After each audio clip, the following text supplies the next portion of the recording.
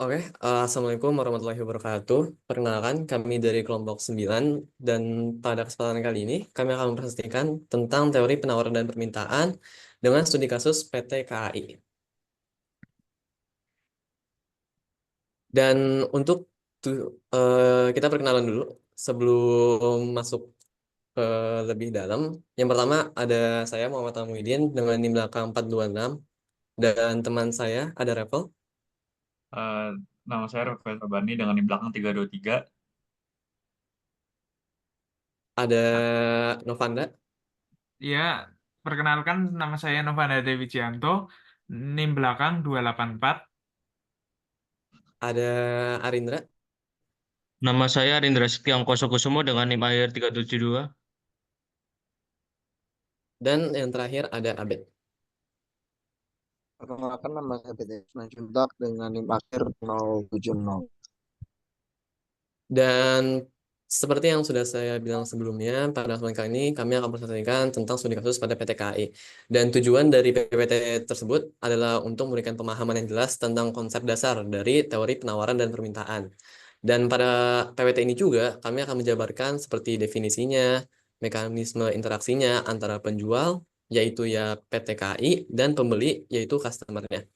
Dan di sini kami juga ada tujuan untuk setelah mendengarkan presentasi kami, diharapkan setelah kami menguraikan faktor-faktor tadi yang mempengaruhi keputusan penentuan harga tiket dan jumlah layanan, nanti yang mendengarkan bisa menjadi masukan praktis bagi para pengambil keputusan untuk melakukan penyusunan strategi sesuai dengan kondisi permintaan pasar dan penawaran. Dan langsung saja, yang pertama akan ada Novanda yang menjelaskan untuk slide pertama. Novanda, dipersilakan. Em, Bisa next slide lagi. Oke. Ya, kita akan menjelaskan tentang latar belakang dulu dari PT KAI ini. Jadi PT KAI ini adalah merupakan salah satu perusahaan BUMN yang memainkan peran strategi dalam sistem transportasi nasional, khususnya kereta api yang ada di Indonesia, seluruh Indonesia. Dan rel mereka itu sangat banyak dan juga luas, dan layanan transportasi penumpang serta barang yang mencakup berbagai wilayah di Indonesia. Dan PT KAI ini tidak hanya sebagai tulang punggung mobilitas masyarakat, tetapi juga mendukung perekonomian nasional melalui distribusi logistik dan pengurangan kemacetan. Nah, terus seiring dengan perkembangannya ekonomi tersebut dan dinamika pasar, kebutuhan masyarakat terhadap layanan transportasi yang cepat, aman, dan efisien semakin meningkat. Hal ini menuntut PT KAI untuk terus berinovasi serta mengoptimalkan operasi dan pelayanan guna menjawab tantangan pasar yang semakin kompetitif. Yep, ya bisa dilanjutkan lagi ke Oke, kalau tadi kita udah sedikit latar belakang dari PT KAI, di slide ini kami akan menjelaskan tentang definisi dari teori penawaran dan permintaan. Nah, teori penawaran dan permintaan itu sendiri adalah teori yang menjelaskan interaksi antara penjual sumber daya dan pembeli untuk sumber daya itu. Teori ini mendefinisikan apa pengaruh hubungan antara ketersediaan produk tertentu dan keinginan atau permintaan untuk produk tersebut terhadap harganya. Next.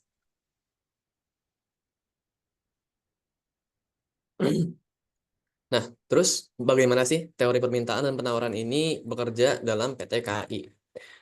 Dalam konteks PT KAI, teori permintaan dan penawaran itu bekerja dalam penentuan harga tiket serta jumlah layanan yang disediakan. Dan ini ada beberapa bagaimana teori ini diterapkan dalam operasional PT KAI.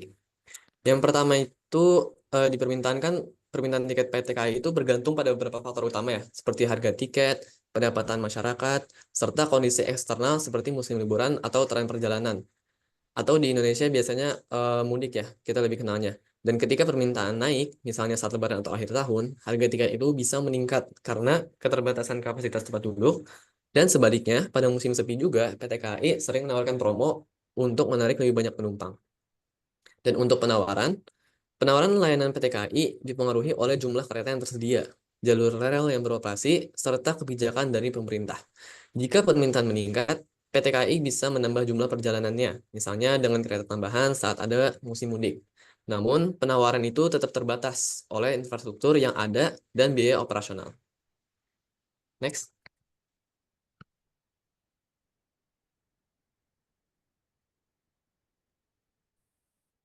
Selanjutnya ada 3 faktor yang mempengaruhi permintaan.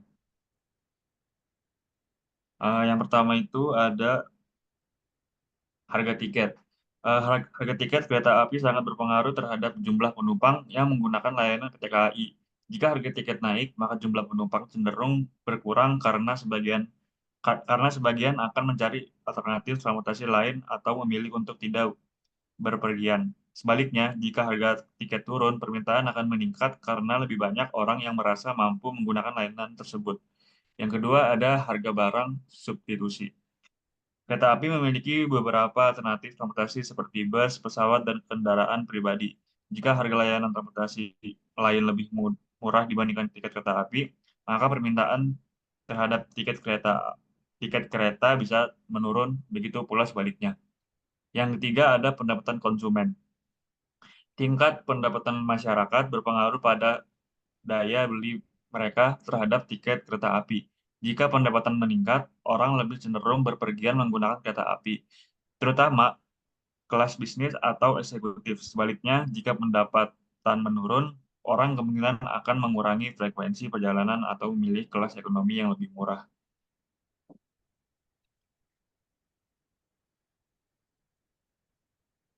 Next, Rindra.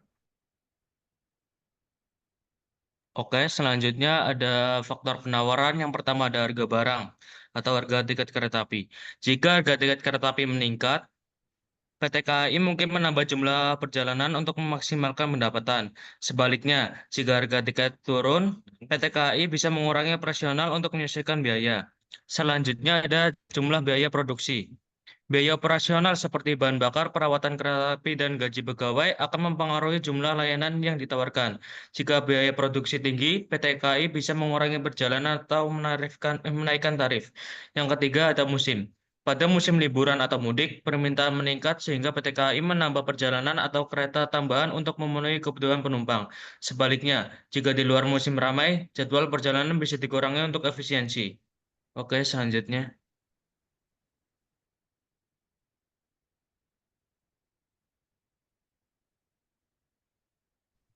Baik, yang terakhir adalah kesimpulan. Pada kesimpulan ini kita memiliki 4 langkah penting dalam penilaian ini. Yang pertama adalah auditor, memerlukan kerangka kerja untuk menilai resiko dalam pengendalian berdasarkan 6 tujuan audit terkait transaksi. Yang kedua adalah auditor harus mengidentifikasi pengendalian internal dan itu adalah sebagai kunci dan kelemahan dalam sebuah penjualan yang bervariasi antar klien. Yang ketiga, setelah mengidentifikasi pengendalian dan kelemahan, auditor harus mengaitkan hal tersebut dengan tujuan audit. Yang keempat, auditor menilai risiko pengendalian dan kelemahan untuk setiap tujuan, yang tentunya pasti mempengaruhi keputusan tentang pengujian, pengendalian, dan substantif secara subjektif.